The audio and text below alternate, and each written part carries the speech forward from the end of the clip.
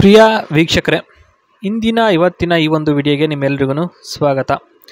ಮೀನ S ಅಂತ ಗ್ರಹಚಾರ ಕೆಟ್ಟಿದೆ ಅಂತ ಇಲ್ಲಿ ಹೇಳ್ಕೊಂಡಿರುವಂಥದ್ದು.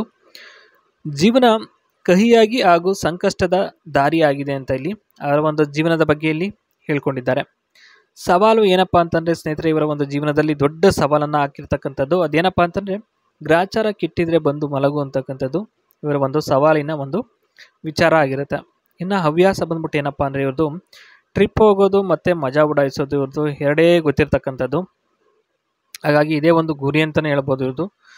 ಜೊತೆಗೆ ಇವರ ಒಂದು ಅಭ್ಯಾಸಗಳು ಎಲ್ಲ ಇದೇ ಆಗಿರುತ್ತೆ. ಓಕೆನಾ, ಒಂದು ಜಾಲಿಗೋ ಕ್ಯಾರೆಕ್ಟರ್ ಆಗಿರ್ತಾರೆ. ಇನ್ನು ವಿಚಾರಗಳು ಬಗ್ಗೆಯಲ್ಲಿ ಏನಪ್ಪ ಹೇಳಿದ್ದಾರೆ ಅಂತಂದರೆ, ದೆಂಗುವಾಗ ಲುಂಗಿ ಇಟ್ಕೊಂಡು ಬರಬೇಕು, ಅಂದರೆ ಲುಂಗಿಯನ್ನು ಹಾಕ್ಕೊಂಡು ಬರಬೇಕು, ಅಂದರೆ ಪಂಚೆಯನ್ನು ಹಾಕ್ಕೊಂಡು ಬರಬೇಕು ಅಂತಕ್ಕಂಥದ್ದು. ಕೊಡುವಾಗ ಕುಲುಕಿಸ್ಕೊಂಡು ಗೂಟವನ್ನು ಮೇಲಕ್ಕೆ ಮಾಡಿ ಮೊದಲು 1-2 ನಿಮಿಷ ಬಿಗಿಯಾಗಿ ಹಿಡಿದುಕೊಳ್ಬೇಕು ಅಂತ ಇಲ್ಲಿ ಇರತಕ್ಕಂಥದ್ದು. ಯಾಕೆಂದರೆ ಅವರು ನೋಡ್ತಾರಂತೆ ಸ್ನೇಹಿತರೆ ಗೂಟ ಹೇಗಿದೆ ಏನು ಅಂತ, ನಂತರ ಶುರು ಮಾಡ್ಕೊಳ್ಳೋಂಥದ್ದು. ನಂತರ ಸೋಪಲ್ಲಿ ಸಿಂಪಲ್ಲಾಗಿ ಕೈ ತೊಳೆದು ತೂತನ್ನು ಮುಟ್ಟಬೇಕು, ಓಕೆನಾ ಅಂತ ಇಲ್ಲಿ ಹೇಳಿದ್ದಾರೆ. ಅಂದರೆ ನೀಟಾಗಿರಬೇಕು ಯಾವಾಗಲೂ ಶುದ್ಧವಾಗಿ ಅಂತ. ಕೊಳಕು ಇದ್ದರೆ ಮುಟ್ಟಬಾರ್ದು, ಲೈಕ್ ಆಗಲ್ಲ ಅಂತ ಹೇಳಿದ್ದಾರೆ. ಅಂದರೆ ಇಷ್ಟ ಆಗಲ್ವಂತೆ ಇವರಿಗೆ ಸ್ನೇಹಿತರೆ.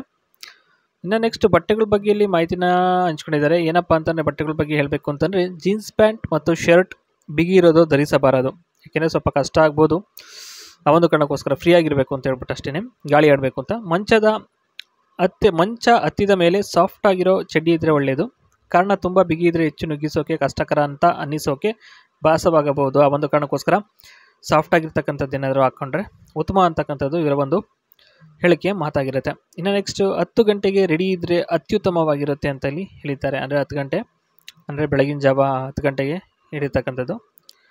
ಇನ್ನು ಸ್ನೇಹಿತರೆ ಇವರದೊಂದು ಡುಪ್ಲೆಕ್ಸ್ ಹೌಸ್ ಇದೆ, ಅದ್ರ ಬಗ್ಗೆ ಇಲ್ಲಿ ಮಾಹಿತಿನ ಕೊಡೋದಾರೆ ಸ್ನೇಹಿತರೆ. ಈ ಒಂದು ಮನೆಯೂ ಕೂಡ ಸೇಲ್ಗಿದೆ, ಓಕೆನಾ.